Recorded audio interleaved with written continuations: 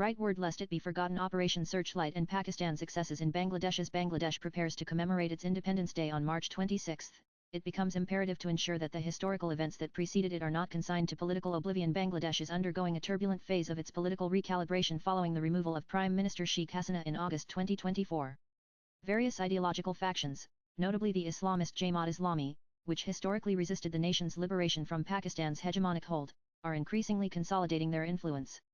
These actors are actively shaping the discourses concerning the ideological trajectory and post-liberation identity of Bangladesh. Concurrently, a discernible effort to obscure and diminish the historical memory of the Pakistan Army's atrocities, especially during Operation Searchlight launched on March 25, 1971, have gained momentum. This revisionist impulse is particularly pronounced amidst the new government's overtures toward fostering closer diplomatic and economic ties with Pakistan, signaling a deliberate attempt to erase the memories of genocidal violence of the Pakistan Army.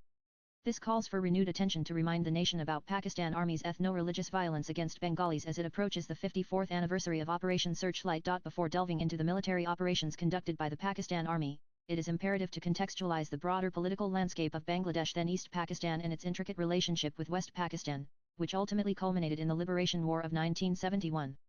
The establishment of Pakistan as a bifurcated state comprising two geographically non-contiguous regions, separated by approximately 1,600 kilometers of Indian territory, presented an inherently fragile political configuration. While the nascent state was ideologically unified under the banner of Islamic nationalism, this abstract sense of solidarity rapidly eroded as asymmetrical power dynamics emerged. The initial aspirations of equitable governance and inter-regional parity disintegrated as West Pakistan's polity, predominantly dominated by ethnic Punjabis alongside the influential Muhajir elite from India, asserted disproportionate control over the central apparatus of the state. This was perpetuated by the Pakistani military establishment, whose ranks were overwhelmingly composed of Punjabis.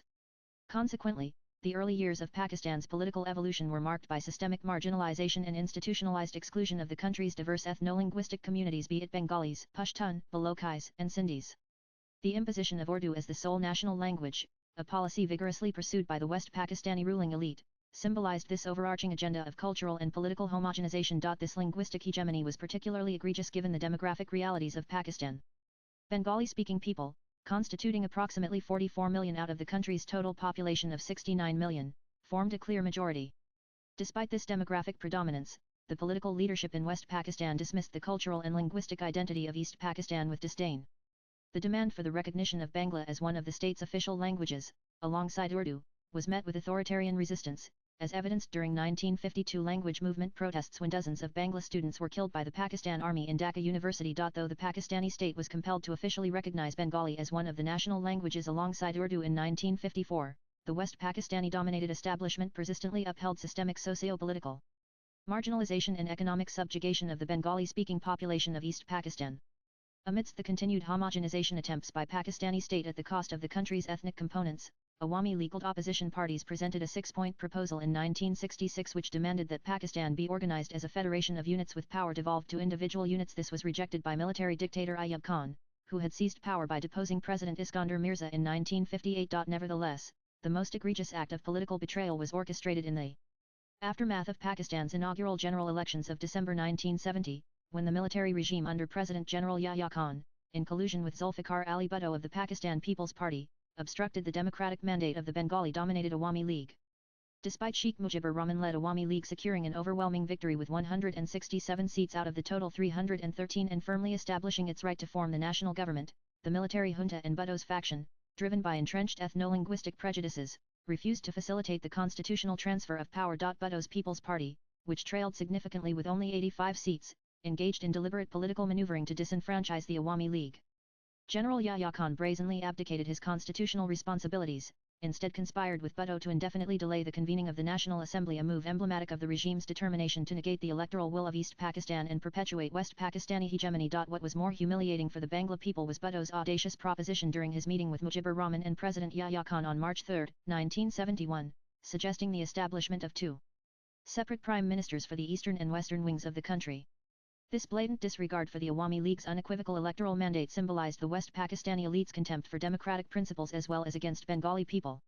The provocative demand triggered widespread outrage and mass protests across East Pakistan, reflecting the collective resentment of a population whose democratic aspirations were being systematically undermined. Rather than honoring the legitimate political verdict, the Pakistani state responded with brute militarist repression. It culminated in the launch of Operation Searchlight on the night of March 25, 1971, a brutal military crackdown that started with the arrest of Sheikh Mujibur Rahman and his associates, thereby marking the commencement of a long campaign of mass violence and systematic persecution. Under the military leadership of commanders such as Lt. General Tika Khan, the Pakistan Army, following the systematic disarmament of Bengali military personnel across key garrisons in East Pakistan, initiated a comprehensive and indiscriminate military campaign against the Bengali population. The offensive commenced with a ruthless assault on Jagannath Hall at Dhaka University, a residential facility predominantly accommodating Hindu students. By the end of the night, the Pakistan Army had unleashed a massacre of staggering proportions, with Robert Payne, an American journalist, estimating that over 7,000 Bengalis were killed, while more than 3,000 were apprehended in Dhaka alone during the initial hours of Operation Searchlight. This underscored the Pakistan Army's intent to suppress dissent through genocidal repression, setting the stage for one of the darkest chapters in the region's history, with hundreds of thousands killed, tortured, and raped. A massacre that came to symbolize the genocidal brutality of Operation Searchlight and the Pakistan Army's campaign of systematic violence against Bengalis was the Chunagar massacre. On May 20, 1971, the Pakistan Army indiscriminately slaughtered over 12,000 civilians, predominantly Hindus fleeing the violence towards crossing into India, at Chunagar in the Dumuria region of Khulna district near the Indian border.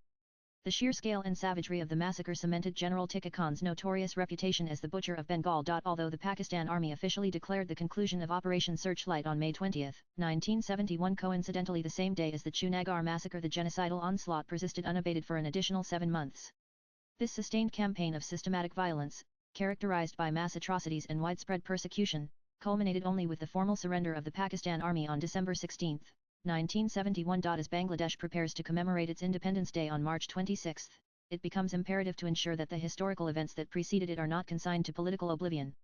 This necessity is particularly pronounced within the context of the country's evolving political landscape, wherein certain factions remain resolutely committed to undermining and trivializing the sacrifices of the liberation war fighters to serve their parochial and self-serving interests.